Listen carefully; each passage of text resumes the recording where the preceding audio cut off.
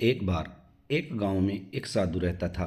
सारा दिन राम राम जपता रहता और ढोलकी बजाकर कीर्तन करता रहता। उसकी कुटिया के पास जिस व्यक्ति का घर था वह उससे बहुत परेशान था। एक दिन वह व्यक्ति गुस्से में उस साधु की कुटिया में चला गया और कहने लगा कि तुम क्या दिन रात राम राम रटते रहते हो। तुम्हें तो कोई काम धंधा नहीं है, हमें तो कमाने जाना पड़ता है।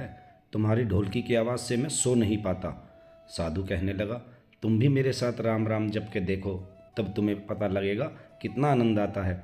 वह व्यक्ति ने थोड़ा खींचकर कहा, अगर मैं तुम्हारे साथ राम राम जपता हूँ तो क्या तुम्हारा राम मुझे खाने के लिए रोटी देगा।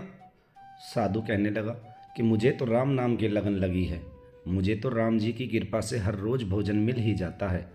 तुम भी राम राम जप के देख लो, मुझे भरोसा है भगवान तुझे खाने को जरूर देगा। वह आदमी उस साधु को चुनौती देता है कि आज मैं तुम्हारे साथ राम राम का भजन करता हूँ। अगर तुम्हारे राम ने आज मुझे रोटी खिला दी, सारी उम्र राम की भक्ति में लगा दूंगा।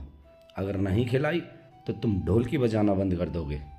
साधु ने कहा कि मैंने तो निष्काम भाव से प्रभु राम की भक्ति की है, लेकिन फिर भी मुझे तुम्हारी चुनौती मंजूर है। वह व्यक्ति साधु के साथ बैठकर राम राम का जाप करता है और मन में निश्चय करता है कि चाहे आज कुछ भी हो जाए, मैं भोजन नहीं करूँगा। देखता हूँ इसका राम मुझे कैसे भोजन कराता है। राम राम का भजन करने के बाद वह सोचता है कि अब अगर मैं घर जाता हूँ तो मेरी माँ और बीवी मुझे खाने को कहेंगे और मुझे रोटी खानी पड़ सकती है, लेकिन मुझे साधु को चुनौती में हराना है। इसलिए वह घर जाने की बजाय गांव के पास के जंगल में चला जाता है। जंगल में एक पेड़ पर चढ़कर बैठ जाता है। वह सोचता है कि सारा दिन इस पेड़ से उतरूंगा ही नहीं, अन्न का दाना भी नहीं खाऊंगा। इस तरह मैं साधु को हरा दूंगा और उसका ढोलकी बजाना बंद हो जाएगा। कुछ देर बाद उस जंगल में से एक बंजारों की टोली वहाँ से गुजरती है। उन्हें भूख लगी होती है तो बंजारों का सरदार कहता है कि आग जलाकर यहीं पर खाना बना लो, अब खाना खाकर ही आगे बढ़ेंगे। खाना बनकर तैयार हो जाता है। बंजारे खाना खाने वाले ही होते हैं कि इतनी देर में बंजारों को सूचना मिलती है कि पीछे से डाकू आ रहे हैं। तो बंजारों का सरदार कहता है कि हमें यहाँ से चलना चाहिए, डाकू हमारा सब कुछ लूट सकते हैं। वे बंजारे खाना वहीं पर छोड़कर चले जाते हैं। वह आदमी पेड़ पर चढ़ा सब कुछ देख रहा था। कुछ समय बाद डाकू वहाँ पहुँच जाते हैं। भोजन को देखकर डाकू कहते हैं कि खुशबू तो बहुत अच्छी आ रही है, लेकिन ये भोजन किसने बनाया? बनाने के बाद खाया क्यों नहीं? कहीं किसी की चाल तो नहीं हमें फंसाने की? हो सकता है इस भोजन में जहर हो। उसी समय डाकू के सरदार की नज़र उस व्यक्ति पर पड़ी।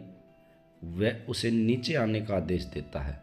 डाकू उस व्यक्ति से पूछते हैं, हमें मारने के लिए क्या भोजन तुमने बनाया है? वह बेचारा मिन्नतें करता रहता है कि मैंने यह भोजन नहीं बनाया और इसमें जहर भी नहीं है। यह भोजन बंजारों ने बनाया है, जो आपके आने की खबर सुनकर यहाँ से भाग गए। लेकिन डाकुओं के आगे उसकी एक नहीं चली। डाकू से कहते हैं, अब तुम्हें यह भोजन खाकर दिखाना पड़ेगा, क्योंकि हमें लगता है कि तुमने ही यह भोजन बनाया है और इसमें जहर मिलाया है। अब तुम ही सबसे पहले यह भोजन खाओगे। वो जिद पर अड़ा रहता है कि मैं भोजन नहीं खाऊंगा, किसी कीमत पर नहीं खाऊंगा। अब डाकुओं का शक और भी गहरा हो जाता है। वे बंदूक की नोक उसके सिर पर रखकर कहते हैं कि तुझे यह भोजन खाना पड़ेगा, नहीं तो गोली खानी पड़ेगी।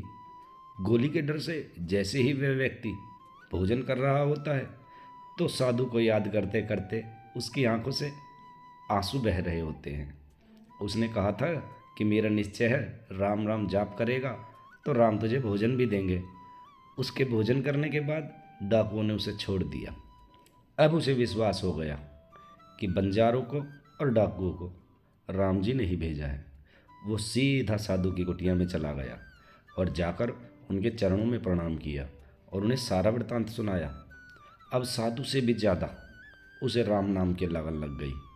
उसने अपना पूरा जीवन राम जी को समर्पित कर दिया।